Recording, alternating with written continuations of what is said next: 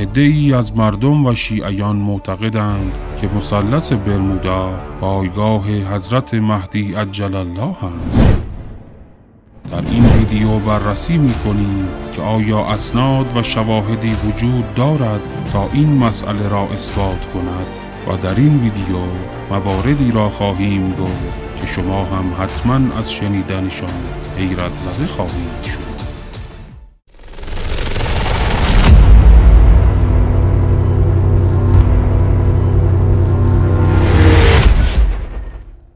درباره این مسئله به نکاتی باید توجه کرد. در شمال غربی اقیانوس اطلس نزدیک قاره آمریکا جزایر کوچکی در حدود 360 جزیره که 20 جزیره آن مسکونی است وجود دارد. برمودا نام یکی از جزایر بزرگ آن مجموعه است. مثلث برمودا به منطقه‌ای مثلث شکل می‌گویند که یک رأس آن جزیره برمودا و یک رأس آن بندر میامی در ساحل شرقی ایالات فلوریدا از مهمترین بنادر ایالات متحده است و رأس دیگر آن نیز سن خوان یا سن ژوان پایتخت پورتوریکو یکی از جزایر بزرگ دریای کارائیب است که در شرق کشور دومینیکن قرار دارد. با توجه به مواردی که گفته شد وجود محلی به نام جزیره برمودا و ناحیه‌ای به نام مثلث برمودا ثابت می شود. این جزایر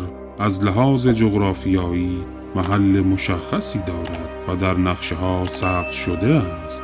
اصل نکته درباره این جزیره و مثلث برمودا اخباری است که مخابره و ثبت شده است. در حدود سال 1355 شمسی یعنی 2 سال پیش از انقلاب اسلامی ایران در تمام مطبوعات و رادیوها اخباری عجیب و غریب از حوادث دردناک و اسرارآمیز از این جزیره و منطقه نوشته و اعلام شد و به تبع آن در مجادلات داخلی ایران نیز چیزهایی ترجمه و بیان گردید. اما اینک دیگر اثری از آن خبرها نیست و در سالهای اخیر دیگر از چنین حادثه‌هایی سخن گفته نمی شود، در حالی که با گسترش ارتباطات باید اخبار بیشتر و دقیق‌تر از گذشته ارائه می شد. بعضی درباره پخش گسترده این اخبار استدلال کرده اند که چون کشور کوبا رابطه خوبی با شوروی سابق داشت و از طرفی نزدیک بودن آن به ایالات متحده آمریکا خطر جدی برای آمریکا محسوب می شد و می توانست جایی برای نصب ابزار جاسوسی و جنگی و در واقع پایگاهی برای شوروی در نزدیکی آن کشور باشد. آمریکا به این فکر افتاد که در نزدیکی کوبا مثلث برمودا با شایع کردن این اخبار منطقه خطرناک و ناامنی را ایجاد کند و آنجا پایگاهی بسازد که کوبا را از نزدیک زیر نظر بگیرد و اگر کسی خواست نزدیک شود او را از بین ببرد و آن را به نیروهای اسرارآمیز منتسب سازد. بنابراین اخبار مخابره شده همه جنبه سیاسی و امنیتی داشت و در واقع ساختگی بوده است. البته امکان دارد برای واقعی جلوه کردن چند هواپیما و کشتی را نیز از بین برده باشند. متاسفانه بعضی با شنیدن این اتفاقات و مشخصات ادعا کردند یا احتمال دادند که آن منطقه همان جزیره خضرا و محل زندگی اهل بیت امام زمان عجل الله است، در حالی که این احتمالی بیش نیست و عقیده‌ای شخصی است که ابراز گردیده و می‌تواند نشان از کج سلیقگی افراد باشد.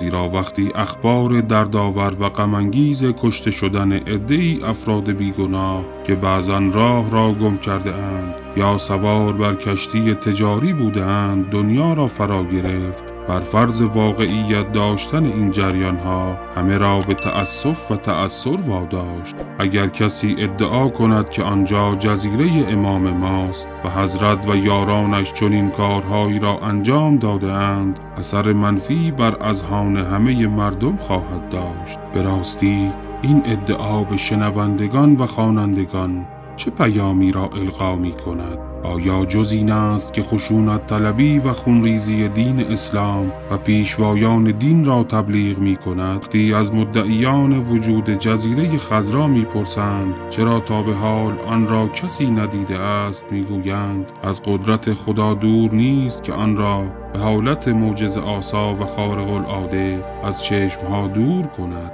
و کسی آن را نبیند. باید از اینان پرسید اگر خدا چنین کاری را می کند چه لزومی برای نابود کردن هواپیماها و کشتیها در آن منطقه هست و چرا باید این افراد بیگناه کشته شوند در حالی که می شود آنجا را نبینند و رد شوند، در حالی که آنچه در حدیث جزیره خضرا آمده است با فرض صحت آن به کشته شدن دشمنان اشاره دارد. آیا کسی که راه را گم کرده و اتفاقاً به آنجا رسیده دشمن و مستوجب قتل است؟ آیا ارائه چنین تصویری از اسلام و امام صحیح است؟ خلاصه این که مثلث برمودا وجود دارد، اما اخبار نقل شده درباره آن ساختگی و برای مقاصد سیاسی بوده است و تطبیق آن بر جزیره خضرا ادعایی شخصی است و فقط از سوی یک فرد ناشناخته به نام ناجی النجار ابراز شده است. به نوشته خود او فقط سبب تشابهاتی که بین جزیره خضرا و اتفاقات نقل شده درباره مثلث برمودا وجود داشته به این نتیجه گیری رسیده است و طبیعی است چنین نتیجه گیری ارزش علمی ندارد و پذیرش چنین چیزی خدشه‌دار کردن چهره دین و خشن و خطرناک جلوه دادن امام رحمت و رأفت است که با قوانین مسلم دین سازگاری ندارد.